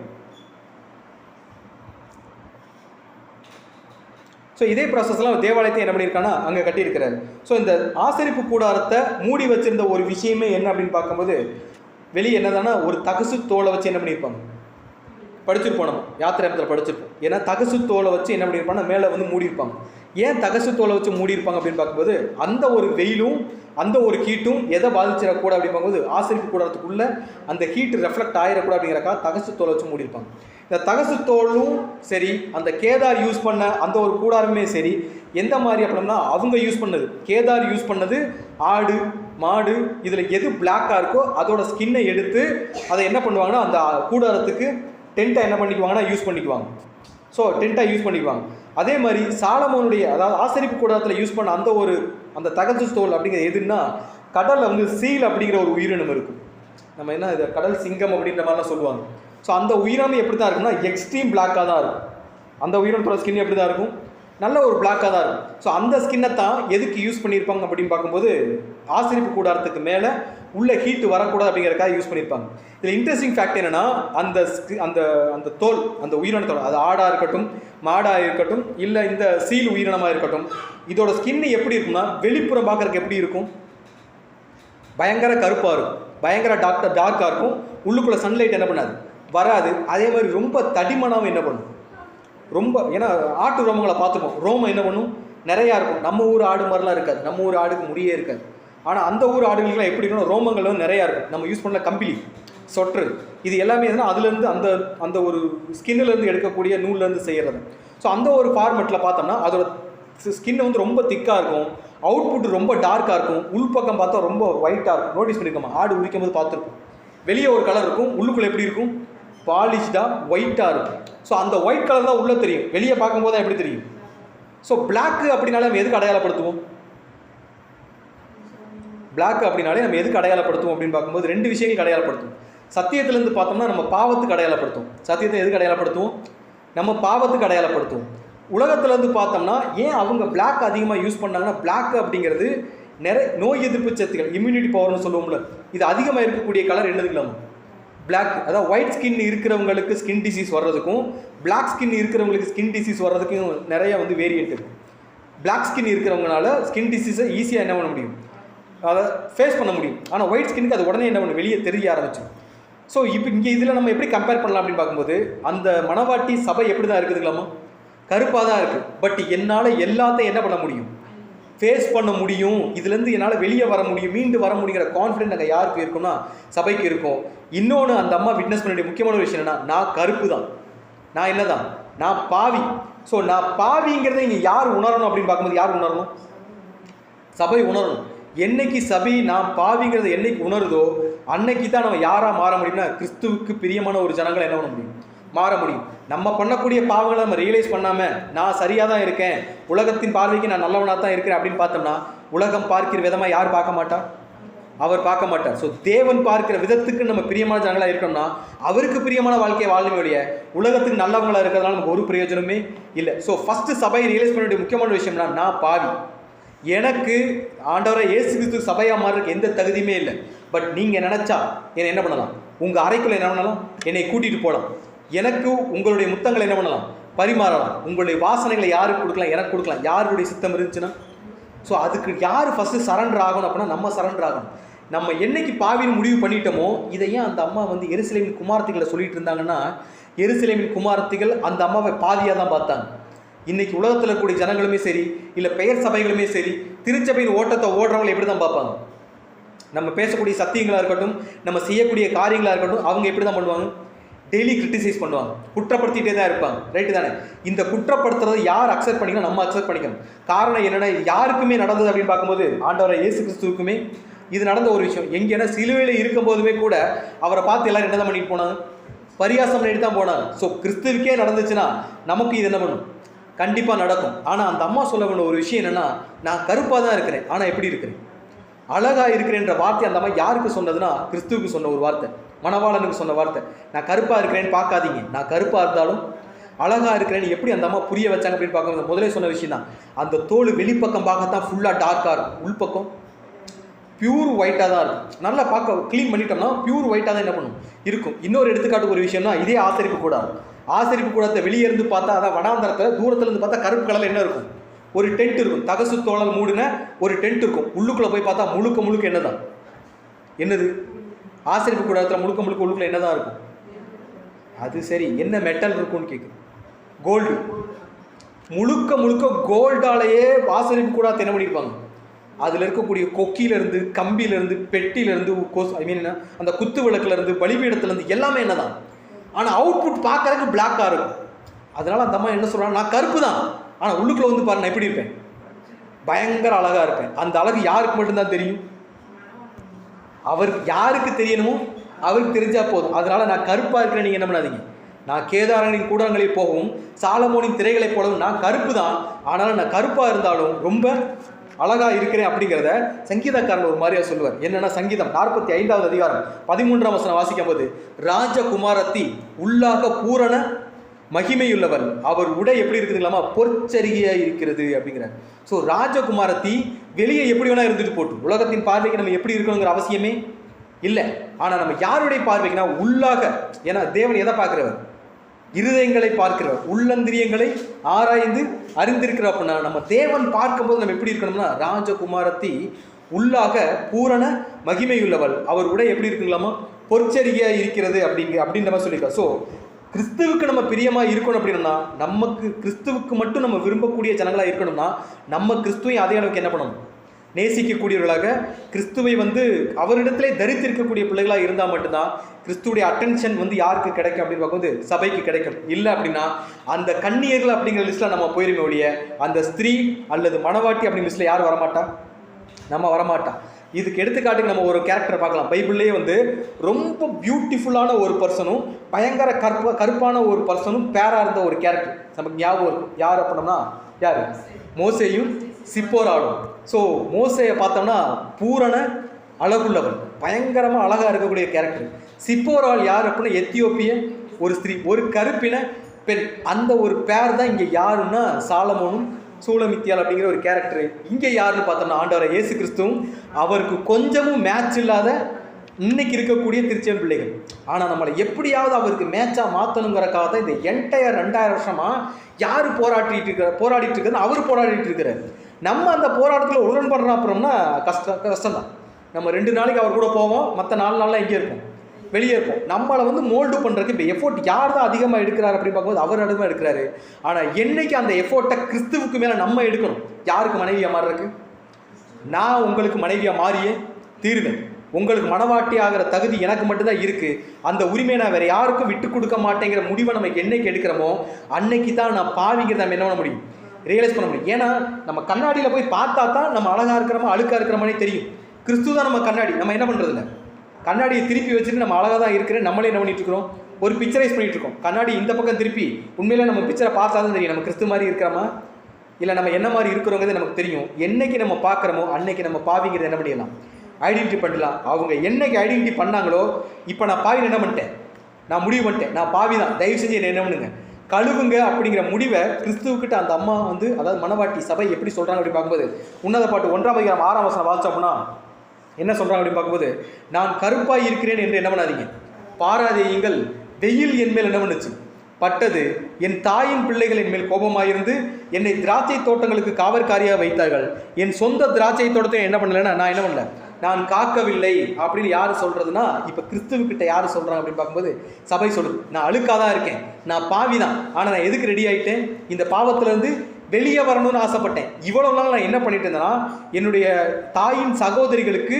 அதாவது தாயின் பிள்ளைகள் அவங்க தோட்டத்துக்கு தான் என்ன பண்ணிட்டு இருந்தேன், நான் காவற்காரியாக இருந்தேன். இதுலேருந்து என்ன பண்ணிட்டேன், வெளியே வரணும்னு என்னைக்கு சபை முடிவு பண்ணுதோ அன்னைக்கு இந்த ஸ்டேட்மெண்ட்டை சபை யார்கிட்ட வைக்கும்னா கிறிஸ்துக்கிட்ட வைக்கும். ஸோ இதில் வெயில் அப்படிங்கிற விஷயம் நமக்கு நல்லாவே தெரியும். வெயிலில் என்னது, பாடுகள், உலகத்திலிருந்து நமக்கு வரக்கூடிய பாடுகள், இல்லை சபை மக்களுக்கு மத்தியிலிருந்து நமக்கு வரக்கூடிய பாடுகள். இந்த பாடுகள் யார்கிட்ட இருந்து தான் அவங்களுக்கு வந்துச்சுன்னா, தாயின் பிள்ளைகள் என்மேல் என்னவா இருக்கிறாங்க. நம்ம 3ஆம் வசனத்தில் படிச்சிருப்போம், என்னை இழுத்து கொள்ளும் உமக்கு பின்னே ஓடி வருவோம் அப்படின்னா, இங்கே என்ன சொல்லியிருக்குன்னா, தாயின் பிள்ளைகள் என்மேல் கோபமாக இருந்தும் கூட என்னை நீங்கள் கூப்பிட்டுக்கங்க, அவங்களையும் கூட்டிகிட்டு நான் எப்படியாவது என்ன பண்ணிடுவேன் வந்துடுவேன்னு சொல்லக்கூடிய அந்த ஒரு மென்டாலிட்டி இருக்குல்ல, இந்த மென்டாலிட்டி யார் மட்டும்தான் இருக்கும், நம்ம மேலே கோவப்படுறவங்களுக்கும் மன்னிக்கக்கூடிய இரக்கம் பாராட்டக்கூடிய பக்குவம் இங்கே யாருக்கு வரணும்னா நமக்கு வரணும். ஸோ இந்த அம்மா என்ன சொல்லுதுன்னா, வெயில் அந்த பாடுகள் யார் கொடுத்த பாடுகள்னா தாயின் பிள்ளைகள், யாருன்னா எருசலேமின் குமாரத்திகள். அவங்க கொடுத்த பாடுகள்னால அவங்க என்ன பாடுகள் எனக்கு கொடுத்தாங்கன்னா, என்னை எங்கே காவல்காரியாக வச்சுட்டாங்க? திராட்சை தோட்டத்தில் என்ன பண்ணிட்டாங்க? நம்ம இந்த பிக்சரை பார்க்கும்போது நமக்கு தெரியும் திராட்சை தோட்டம்னா ரொம்ப ப்ளசண்ட்டாக இருக்குமோ அப்படின்னு நினச்சிட்டு இருக்கோம். ஆக்சுவலாக திராட்சை தோட்டம் இவ்வளோ ப்ளசண்ட்டாலாம் இருக்காது. அதில் வேலை பார்த்தவங்களுக்கு தெரியும். அந்த இலை பட்டுச்சுன்னா உடம்புல என்ன ஒன்று ஆரம்பிச்சிடும், பயங்கரமாக பிக்க ஆரம்பிச்சிடும், அரிக்க ஆரம்பிச்சிடும். அந்த இச்சிங் போகிறதுக்கு ரொம்ப கஷ்டம், உடம்புல தடிப்பாக வந்துடும். அந்த தோட்டத்துக்குள்ளே எக்ஸ்ட்ரீம் வெயில் படுற இடத்துல கொண்டு இப்போ யாரை காவலுக்கு வச்சுட்டாங்களாமா? சபையை கொண்டு யார் காவலுக்கு வச்சுக்கிட்டது அப்படின்னு பார்க்கும்போது எருசலேமின் குமாரத்திகள், இல்லை தாயின் பிள்ளைகள். என் மேல் கோபமாக இருந்து என்னை எங்கே கொண்டே காவலுக்கு வச்சுட்டாங்க? திராட்சை தோட்டத்துக்கு கொண்டு என்ன பண்ணாங்கன்னா என்னை காவல்காரியாக வச்சுட்டாங்க அப்படின்னு சொல்கிறாங்க. அந்த திராட்சை தோட்டம் எப்படி இருக்குன்னா ரொம்பவே ஒரு கொடூரமாக ப்ளசண்ட்டாலாம் இருக்காது. திராட்சை தோட்டத்துக்கு வந்து அந்த அறுவடை காலத்தில் அந்த இலையெல்லாம் காஞ்சு போய் சருகாகி உடம்புல குத்தி பயங்கரமாக இச்சிங் கொடுக்கக்கூடிய இடத்துல இங்கே யார் கொண்டே காவலுக்கு வச்சுட்டாங்கன்னு அவங்க காவலுக்கு வச்சுட்டாங்க. இன்றைக்கி நம்ம அப்படி யாராவது காவலுக்கு வச்சுருக்காங்களா திராட்சை தோட்டத்துக்கு? யாருடைய திராட்சை தோட்டத்துக்கு? அவங்களோட திராட்சை தோட்டத்துக்கு. அந்த அம்மா முடிக்கும்போது எப்படி முடிப்பாங்கன்னா, என் சொந்த திராட்சை தோட்டத்தில் என்ன பண்ணலை, நான் காக்கலை அப்படின்னு சொல்லுவாங்க. ஸோ திராட்சை தோட்டம்னா அவங்க திராட்சை தோட்டம் எது? இங்கே என்னென்ன ஒரு விஷயம் நம்ம புரிஞ்சுக்கலாம். இங்கே 2 திராட்சை தோட்டம் இருக்குது. ஒன்று அவங்களுடைய திராட்சை தோட்டம், இன்னொன்று சபையோட திராட்சை தோட்டம். இப்போ சபை வந்து தன்னுடைய திராட்சை தோட்டத்தை என்ன பண்ணலை, பார்க்கலை. யாருடைய திராட்சை தோட்டத்துக்கு காவல்காரியாக இருக்கிறாங்கன்னா அவங்களுடைய திராட்சை தோட்டத்துக்கு என்ன பண்ணாங்கன்னா காவல்காரியாக இருக்கிறாங்க. ஸோ இங்கே 2 திராட்சை தோட்டம் இருக்குன்னா சபை மக்களுக்குள்ளே இதே மாதிரி 2 தோட்டம் இருக்கும். என்னென்ன தோட்டம் அப்படின்னு பார்க்கும்போது, ஒன்று மாமிச சிந்தை, இன்னொன்று ஆவியின் சிந்தை. ஸோ இப்போ நம்ம சபை மக்களுக்குள்ளேயே பார்த்தோம் அப்படின்னோம்னா நம்மளை வந்து நம்ம கூடவே இருந்து நம்மளை வந்து உலகத்துக்குள்ளே வழி நடத்தக்கூடிய ஒரு சில கேரக்டர்லாம் இருப்பாங்க. நம்ம தீமோத்தேயுவில் படிச்சுப்போம், ஞாபகம் இருக்குன்னு நினைக்கிறேன். கடைசி நாட்களில் கொடிய காலங்கள் வந்து வரும்னு தெரிஞ்சுக்கங்க. மனுஷர்கள் தற்பிரியராயும் கொடுமைக்காரராய் அகந்தையுள்ளவர்கள், வீம்புள்ளவர்கள், அன்பில்லாதவர்கள், சுபாவ அன்பு இல்லாதவர்கள், இப்படி லிஸ்ட்டு அந்த பெரிய லிஸ்ட்டு சொல்லுவார். சொல்லி முடிக்கும் போது எப்படி முடிப்பார்னா, தேவ பக்தியின் வேஷத்தை தரித்து அப்படின்னு முடிப்பார். அதை மறுதளித்து போகிறவர்களாக இருப்பார்கள். அப்படின்னா தேவ பக்தியின் வேஷத்தை தரித்து இருக்கிறவங்க எங்கே மட்டும் தான் இருப்பாங்கன்னா சபைக்குள்ள மட்டும் தான் இருப்பாங்க. இன்கேஸ் அது யாராக கூட இருக்க வாய்ப்பு இருக்குது, நம்மளாக இருக்கிறவருக்கு என்ன இருக்குது, வாய்ப்பு இருக்குது. ஸோ இப்போ நமக்குள்ளே 2 தாட்டு இருக்கும். ஒன்று உலகத்தை குறித்த தாட்டு யாருக்குள்ள நமக்குள்ளே இருக்கும், சபையை குறித்த தாட்டு யாருக்குள்ள நமக்குள்ளே இருக்கும். இப்போ உலகத்தை குறித்த தாட்டையே நம்ம காவல் காத்துக்கிட்டு உலக காரியங்களை குறித்த சிந்தனைக்குள்ளே இருந்துட்டு இருந்தோம் அப்படின்னா நம்முடைய வாழ்க்கை எதை நோக்கியே போயிடும், உலகத்தை நோக்கியே போயிடும். யாருன்னா அந்த புத்தியுள்ள 10 கன்னிகள் படிச்சிருப்போங்கள்ல. ஸோ அந்த புத்தி இல்லாத கன்னிகள் மாதிரி யார் மாறிடும் அப்படின்னோம்னா நம்ம மாறிடும். ஸோ புத்தியுள்ள கன்னியாக மாறணும் அப்படின்னோம்னா யார் திராட்சை தோட்டத்தை காவல் காக்கணும்? ஸோ அதுக்கு நம்ம ஃபஸ்ட்டு செய்ய வேண்டிய விஷயம் என்னென்னா, தாயின் பிள்ளைகள் கோபமாக இருந்தாங்கல்ல அவங்க பேச்சு என்ன பண்ணக்கூடாது. அவங்க நல்லது சொல்கிற மாதிரியே சொல்லுவாங்க, ஆனால் எதுவுமே என்னவா இருக்காது. சாலமோன் சொல்லியிருப்பார், பரஸ்திரி உதடுகள் தேன் கூடு போல் ஒழுகும், ஆனால் அதோட முடிவை எப்படி இருக்குங்களாமா, எட்டியை போல கசப்பாக இருக்கும்னு சொல்லி. ஸோ அவங்க சொல்கிற அட்வைஸ் எல்லாமே கேட்கறதுக்கு நல்லா தான் இருக்கும், இதை பண்ணுனா நல்லா இருக்கும் அப்படிங்கிற மாதிரி தோணும். ஆனால் உண்மையிலே இது நல்ல வழியா அப்படின்னு கேட்டால், ஸோ அப்போ நம்ம யாருக்கு மட்டும்தான் செவி கொடுக்கணும் அப்படின்னு பார்க்கும்போது சங்கீதங்களின் புஸ்தகம் 45வது அதிகாரம் 10ஆம் வசனம் வாசிக்கும்போது, குமாரத்தியே நீ உன் செவியை சாய்த்து சிந்தித்துக்கொள், உன் ஜனத்தையும் உன் தகப்பன் வீட்டை என்ன பண்ணு மறந்து விடுன்றார். ஸோ என்னைக்கு இந்த தாயின் பிள்ளைகள் பேச்சை நம்ம கேட்காம அவங்கள மறக்கிறோமோ அன்னைக்கு தான் யார் சொல்கிறது நம்ம காது கேட்கும், மணவாளன் சொல்கிறது நம்ம காது கேட்கும். அவர் சொல்கிறது நம்ம காது கேட்டுச்சுன்னா நம்ம திராட்சை தோட்டத்தை நம்ம என்ன பண்ணிக்கலாம், பத்திரமா பாதுகாத்துக்கலாம். இல்லைன்னா நம்ம மற்றவங்க சொல்கிறத கேட்டுட்டு மற்றவங்க திராட்சை தோட்டத்தை பாதுகாக்கலே மும்மரமாக இருப்போமே ஒழிய நம்ம திராட்சை தோட்டம் என்ன ஆயிடும், பட்டு போயிடும். நம்ம ஓமையில் சொல்லியிருப்பார் மத்தேயு 13 விதைக்கிற ஓமை. நம்ம மேலே விதைச்ச விதை எப்படின்னா கல் மேலே போட்ட விதை மாதிரி ஆயிடும், வெளியே வர்ற மாதிரி வரும், வெயில் பட்டவொன்னே என்ன ஆகிடும், கருகி போயிடும். ஏன்னா அது விழுந்த இடம் அது மாதிரி இடம். ஸோ நம்ம எந்த இடத்துல இருக்கிறோம் அப்படிங்கிறத நம்ம சரியாக புரிஞ்சுக்கணும். நம்மளை சுற்றி யார் இருக்கிறாங்க அப்படிங்கிறத நம்ம என்ன பண்ணிக்கணும், சரியாக புரிஞ்சுக்கணும். அதுக்காக அவங்கள வெறுத்தரணுமா அப்படிங்கிற சபை வெறுத்துச்சா, என்னை இழுத்துக்கொள்ளும் உமக்கு பின்னே ஓடி வரும், அவங்களே சேர்த்து நான் என்ன பண்ணுறேன். ஸோ அவங்கள நம்ம வெறுக்கணுங்கிற அவசியமே இல்லை. அந்த கேரக்டரை மட்டும் தான் என்ன பண்ணி ஆகணும், வெறுக்கணும். ஸோ அந்த கேரக்டரை அவாய்ட் பண்ணிட்டு அவங்களை நேசிக்கக்கூடிய பக்குவம் இங்கே யாருக்கு இருக்கணும்னா நமக்கு இருக்கணும்.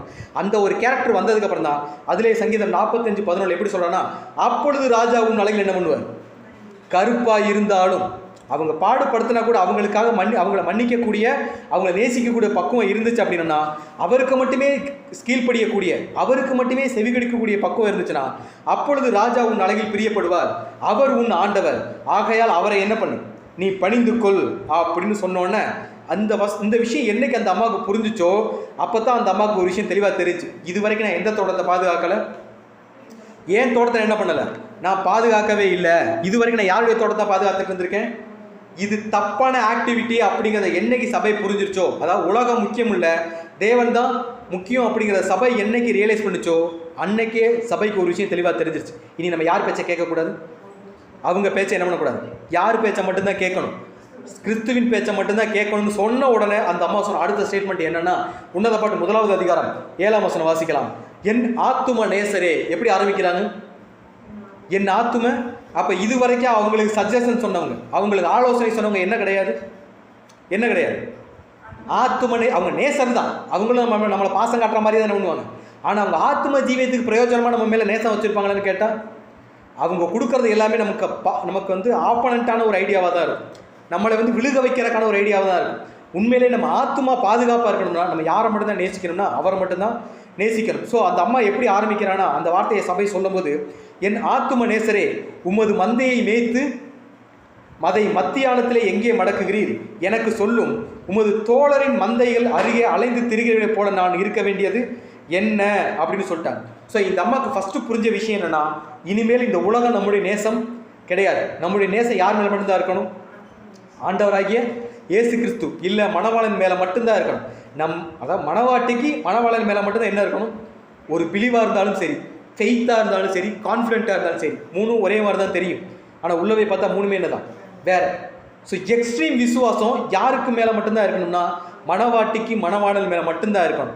அதை என்னைக்கு மணவாட்டி புரிஞ்சிச்சோ, இனிமேல் நான் உலகத்தோடு என்ன பண்ண மாட்டேன், இருக்க மாட்டேன். நீங்கள் எங்கே இருக்கிறீங்க எனக்கு சொல்லுங்கள், உங்கள் மந்தையை எங்கே மேய்ச்சி மத்தியானத்தில் அதை எங்கே வந்து மடக்குறீங்க அப்படின்னு கேட்குது. ஏன் இந்த அம்மா வந்து அந்த கேரக்டர், ஐ மீன் சபையை வந்து கிறிஸ்துவை பார்த்து ஏன் இந்த கேள்வி கேட்குதுன்னா, அது கண்டுபிடிச்ச ஒரு விஷயம் என்ன அப்படின்னு பார்க்கும்போது, இவங்க நம்மளை நல்ல வழியில் என்ன பண்ண மாட்டாங்க, நடத்த மாட்டாங்க. இவங்க என்னதான் சொன்னாலும் அந்த வழி எப்படி தான் போய் முடியும், தப்பாக தான் போய் முடியும். ஸோ சரியான வழி யார் மட்டும்தான் காட்ட முடியும் அப்படின்னு பார்க்கும்போது, நம்ம யோவான் 10:11 படிச்சுப்போம். நானே நல்ல மேய்ப்பன், நல்ல மேய்ப்பன் ஆடுகளுக்காக என்ன பண்ணுறான், அவங்க தன் தோட்டத்துக்கு பாதுகாப்பாக வச்சுக்கிட்டாங்க. ஆனால் மேய்ப்பன் எனக்காக என்ன பண்ணுவார், தன் ஜீவனையை கொடுக்க ரெடியாக இருக்கிற ஒருத்தர் இருக்கிறார் அப்படின்னா அவர்கிட்ட மட்டும் தான் என்ன பண்ணி ஆகணும், நான் போய் ஆகணும்னு சொல்லிட்டு இந்த அம்மா கேட்குறாங்க, என் ஆத்தும நேசரே, உமது மந்தையை எங்கே மேய்த்து அதை மத்தியானத்தில் எங்கே மடக்குகிறீர் அப்படின்னு கேட்குறாங்க. ஸோ மந்தைனா என்ன அர்த்தம் நமக்கு தெரியும். கிறிஸ்துவுடைய மந்தை என்னன்னா, கிறிஸ்துவுடைய மந்தைனா எது, கிறிஸ்துவுடைய மந்தை சபை. ஸோ அவருடைய சபை, இங்கே இருக்கிறது எல்லாமே சபை தான். ஆனால் கிறிஸ்துவின் சபையா இல்லையான்னு யார் தான் இங்கே கண்டுபிடிச்சாகணும், நம்ம தான் கண்டுபிடிச்சாகணும். எல்லா இடத்துலையுமே கிறிஸ்துவின் சபை மட்டுமே இருக்குமா அப்படின்னு கேட்டால், இங்கே இருக்கிற 100 பேர் இருக்கிறோம் அப்படின்னு பார்த்தோம்னா, இந்த 100 பேரில் 2 பேரோ ஒருத்தரோ தான் யாராக இருக்க முடியும், கிறிஸ்துவின் சபையாக இருக்க முடியும். ஸோ அந்த ஒரு கேரக்டர் கூடவே ட்ராவல் பண்ண வேண்டிய பொறுப்பு இங்கே யாருக்கு இருக்குன்னா நமக்கு இருக்குது. ஸோ இதில் நம்ம புரிஞ்சிக்க வேண்டிய விஷயம் என்னென்னா, இதில் கிறிஸ்துவின் சபை எது, தோழர்களின் சபை எது அப்படிங்கிறதையும், அதான் அந்த மக்களை, ஏன்னா சபைக்குள்ளேயே 2 டைப் ஆஃப் பீப்புள் இருப்பாங்க. இதில் உண்மையிலே திருச்சபைக்காக ஓடுறவங்க யார், சத்தியத்தின்படி நமக்கு வந்து ஆலோசனை சொல்கிறவங்க யார், உலகத்தின்படி நமக்கு ஆலோசனை சொல்கிறவங்க யார் அப்படிங்கிற அந்த பிரித்தறிதக்கூடிய அந்த ஒரு எப்படின்னா அந்த ஒரு பக்குவமும், புறாவை போல் கபடற்றவர்களாயும் சர்ப்பத்தை போல வினா உள்ளவர்களாயும் இருங்கள். ஸோ அந்த ஒரு கெப்பாசிட்டியும் அந்த ஒரு குவாலிட்டியும் இங்கே யாருக்கு வேணும்னா கண்டிப்பாக சபைக்கு வேணும். ஏன்னா அப்போ தான் இதை பிரித்து பார்க்க முடியும். இவங்க வந்து சத்தியத்தின்படி ஆலோசனை சொல்கிறாங்க, இவங்க உலகத்தின்படி ஆலோசனை சொல்கிறாங்க. ஆனால் இவங்க சொல்கிறது கரெக்டு தான், நம்ம கண்ணுக்கு எப்படி தான் தெரியும், சரியாக தான் தெரியும். ஆனால் சத்தியத்துக்குள்ள போய் பார்த்தா தான் அது சரியா இல்லை தப்பானது தெரியும். நம்ம அடிக்கடி சொல்கிறதான், தனக்கு போகத்தான் தானமும் தர்மமும் சொல்லுவாங்க. உலகத்துலேருந்து பார்த்தா அது கரெக்டு தான். ஆனால் சத்தியத்துக்குள்ள போய் பார்த்தா சத்தியம் என்ன சொல்லுங்களாமா, உனக்கு உண்டானவர்களை விற்று தரித்திரருக்கு கொடு அப்படின்னு சொல்லு. ஸோ நம்ம கிறிஸ்துவின் சபைக்குள்ளே போய் சேர்ந்தோம் அப்படின்னோம்னா அவர் சொல்லக்கூடிய காரியங்கள் நமக்கு ரொம்பவே, அது ஆரம்பத்தில் ஒரு மாதிரியாக இருந்தால் உள்ளே போய் யோசிச்சு பார்த்தோம்னா அவர் சொல்கிறதா எப்படி இருக்கும், கரெக்டான ஒரு விஷயமா இருக்கும். ஸோ அதனால தான் அந்த அம்மா கேட்குறாங்க, சபை கேட்குது, உமது மந்தையை நீங்கள் எங்கே மேய்க்கிறீங்க, மேய்ச்சி மத்தியானத்தில், மத்தியானம்னா வெயில் ரொம்ப பீக்கில் இருக்க டைம், வெயில் ரொம்ப பீக்கில் இருக்க டைம், அந்த டைமில் நீங்கள் எங்கே போய் அதை ரெஸ்ட்டு கொடுக்குறீங்க. காரணம் என்னென்னா அவர் கூட்டிகிட்டு போகிற இடம் ரொம்ப நிழலாக இருக்கும். நம்ம சங்கீதம் 23 படிச்சிருப்போம், என்னது, கர்த்தர் என் மேய்ப்பராய் இருக்கிறார், எங்கே கொண்டே விடுறாங்களாமா, நான் தாழ்ச்சி அடையேன், அவர் என்னை புல்லுள்ள இடங்களில் மேய்த்து அம்மந்த தண்ணீர்கள் அண்டையில், எங்கே தண்ணீர் ரெஸ்ட்டாக இருக்குதோ தெளிவாக இருக்குதோ அந்த தண்ணி, நமக்கு தண்ணினாலே புரியும், தெளிந்த சத்தியம், அதை குடிக்க வைக்கிற ஒரே கேரக்டர் யாருக்கு மட்டும்தான் இருக்குன்னா ஆண்டவராகிய இயேசு கிறிஸ்துக்கு மட்டும்தான் இருக்கு. ஏன்னா அவருக்கு மட்டும்தான் தெரியும் எது சத்தியம் அப்படின்னு. ஏன்னா அவரே சொல்லியிருக்காரு, நானே வழியும் நானே சத்தியமும் நானே ஜீவனுமாய் இருக்கேன். ஸோ அவர்கிட்ட போனால் மட்டும்தான் இது 3 நமக்கு கிடைக்கின்ற சீக்ரெட்டு. அன்னைக்கு சபைக்கு தெரிஞ்ச மாதிரி இன்னைக்கு நமக்கு என்னைக்கு தெரியுதோ அன்னைக்கு நம்ம யாரோட கேராஃபில் போயிடலாம், யாருடைய கேராஃபில் போயிடலாம். ஸோ இந்த வெயில் அடிக்குதுனாலே என்ன அர்த்தம்னா அவர் சொல்லியிருப்பார்ல, உலகத்தில் உங்களுக்கு என்ன இருக்குது, உபத்திரவம் இருக்கும், ஆனால் என்ன பண்ணாதீங்க, பயப்படாதீங்க. யார் கூட இருப்பா? அவர் கூட இருப்பார். அவர் கூட இருந்தோம்னா எவ்வளோ பெரிய உலகத்து வந்தாலும் என்ன பண்ண வேண்டாம், நமக்கு பயமே இருக்காது. நம்ம அவர் கூட இருக்கணும்னா நம்ம இருக்க வேண்டிய இடம் எது நம்ம ஃபஸ்ட்டு கண்டுபிடிக்கணும். இந்த 1,44,000 பேர் எங்கே இருக்கிறாங்களோ அங்கே யார் இருப்பா? அவர் இருப்பார். இந்த இடத்துக்குள்ள போயிட்டா நம்ம அவரோட கேர் ஆஃப்குள்ளே போயிடுவோம், அவரோட அட்ரஸ்க்குள்ளே நம்ம போயிடுவோம். இந்த இடத்துக்குள்ளே போகாமல் நம்மளால் எங்கே போக முடியாது, எங்கே போக முடியாது. அது வரைக்கும் நம்ம எங்கே தான் சுற்றிட்டு இருப்போம்னா அந்த அம்மாவே அதையும் சொல்கிறாங்க.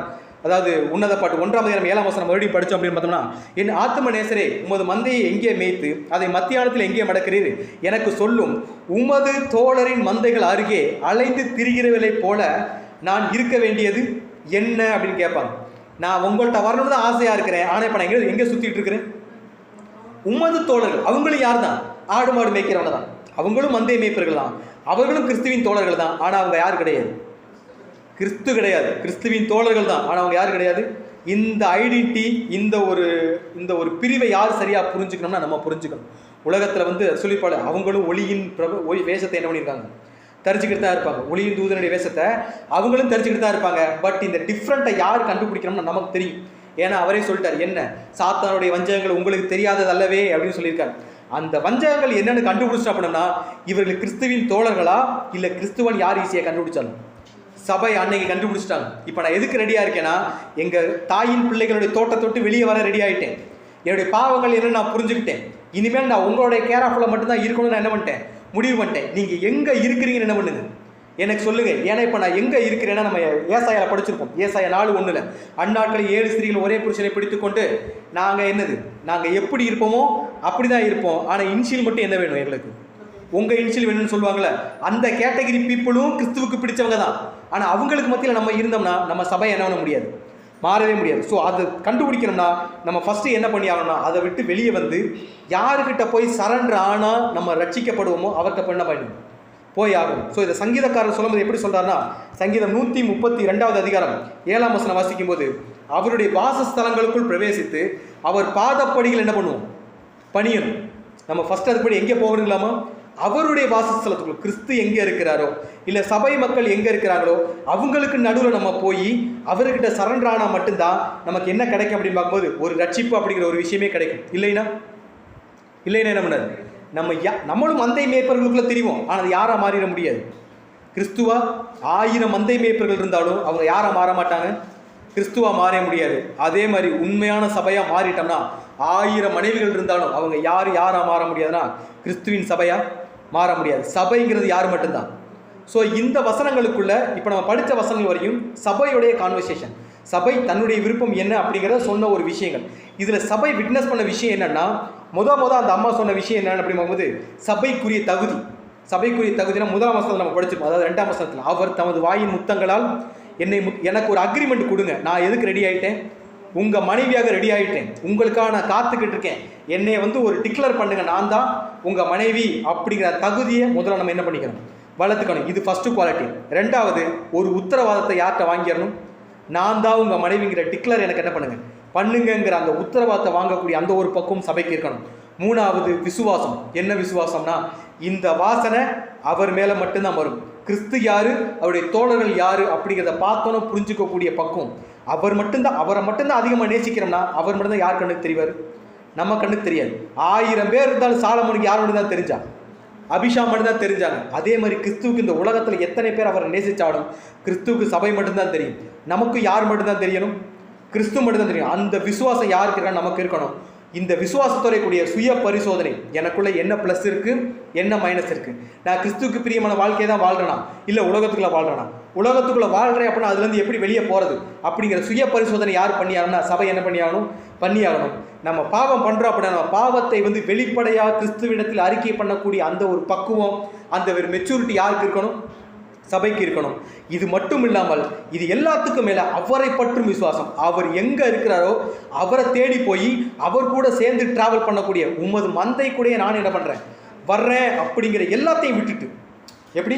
எல்லாத்தையும் விட்டுட்டு, அதான் சொல்லியிருப்பார்ல, நான் வந்து நியாயப்பிரமாணம் எல்லாத்தையும் கடைபிடிச்சிட்டு இருக்கேன், இருந்தாலும் ராஜ்யத்துக்கு போறதுக்கு நான் என்ன பண்ணணும் ஒரு ஐஸ்வர்யன் கேட்பார்.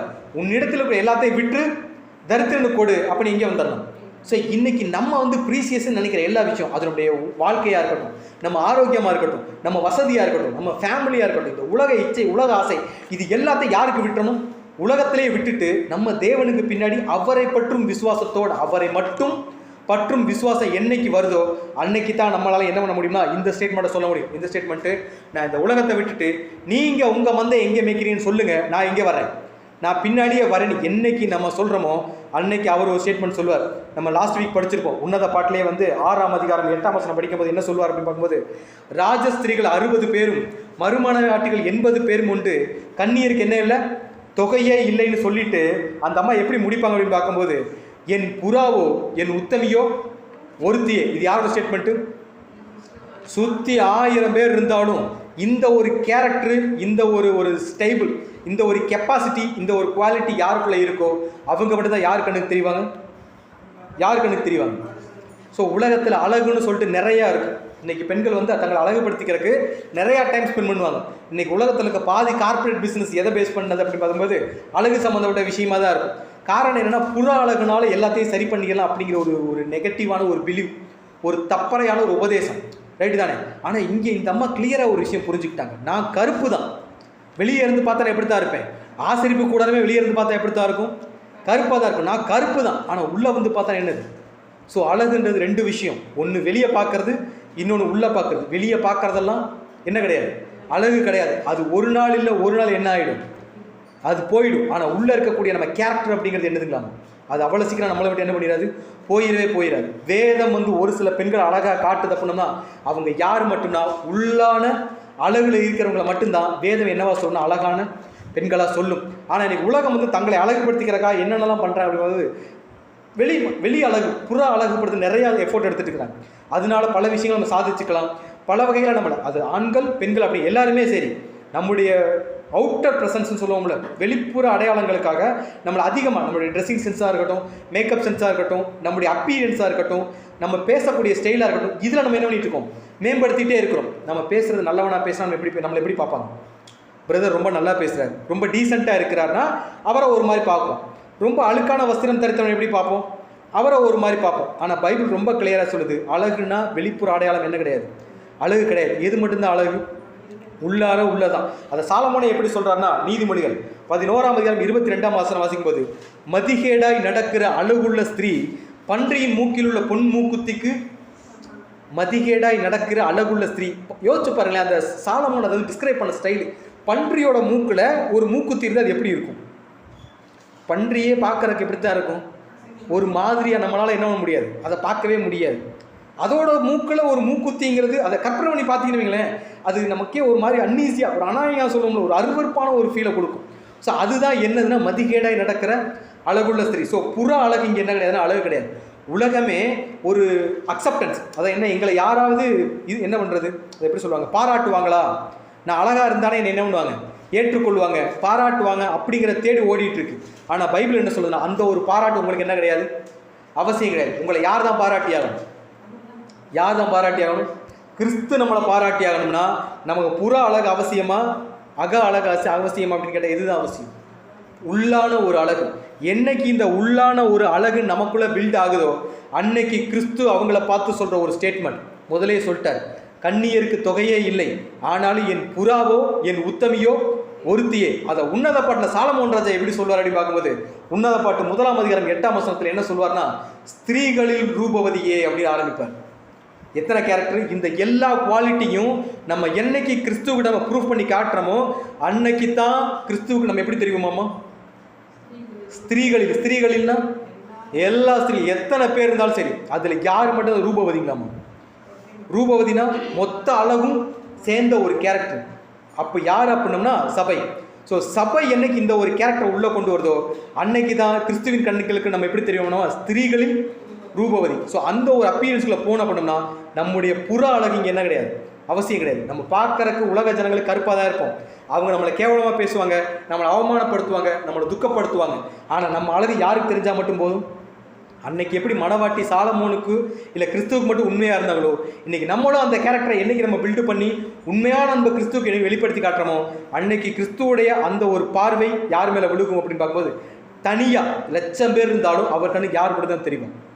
ஸோ அன்னைக்கு தான் அவர் நம்மளை பார்த்து எப்படி கூப்பிடுவார்னா, ஸ்திரீகளில் ரூபவதியே அப்படின்னு கூப்பிடுவார். ஸோ அந்த வார்த்தை நமக்கு கிடைக்கணும் அப்படின்னா அதை விட ஒரு ப்ரைஸ்லெஸ். அதாவது சொல்லுவாங்களே, உலகத்தில் யார் பாராட்டினாலும் நம்மளுடைய லைஃப் பார்ட்னர் நம்மளை அக்செப்ட் பண்ணிக்கிற மாதிரி வேறு எதுவுமே வராது. கூட இருக்கிற கணவனும் மனைவியை நம்மளை ஏற்றுக்கொள்ளலை அப்படின்னா வேறு யார் நம்மளை ஏற்றுக்கிட்டாலும் அதில் என்ன கிடையாது, ஒரு பெரிய சந்தோஷமும் ஒரு பெரிய ஒரு மகிழ்ச்சியே இருக்காது. ஸோ உண்மையான மகிழ்ச்சி என்னன்னா, கணவன் மனைவியை ஏற்றுக்கணும், மனைவி என்ன பண்ணணும், கணவனை ஏற்றுக்கணும். இந்த ஒரு பக்கம் என்னைக்கு வருதோ அன்னைக்கு தான் அவர் சொல்கிறாரு ஸ்திரீகளில் ரூபவதி அப்படின்னு சொல்கிறார். ஸோ அவர் சொல்லிட்டு அவர் இனி தன்னுடைய மணவாட்டியை இல்லை தன்னுடைய சபையை எப்படி பார்க்குறார். ஏன்னா இந்த ஒரு கேரக்டர் புற அழகையே இந்த உலகம் அவ்வளோ மெச்சிக்கொள்ளுது அப்படின்னா, அழக சபை யாருக்கு ப்ரூவ் பண்ணிருச்சு, ராஜாவுக்கு ப்ரூவ் பண்ணிருச்சு. நான் உள்ளார பூரண மகிமை உள்ளவனு சபை ராஜாவுக்கு ப்ரூவ் பண்ணிருச்சு. ப்ரூவ் பண்ணதுக்கப்புறம் இனி ராஜா சபையை எப்படி பார்க்குறார் அப்படிங்கிறத வரக்கூடிய வாரங்களை நம்ம சிந்திக்கலாம். ஸோ சபையை போல நம்ம தேவனுக்கு முன்னாடி நீதியான வாழ்க்கையை வாழ்ந்து தேவனிடத்தில் பிரவேசிக்க தேவன் தாமே கிருபை செய்வாராக. கேட்ட சத்தியங்களை தேவன் நமக்கு ஆசீர்வாதம் தருவாராக. ஆமென்.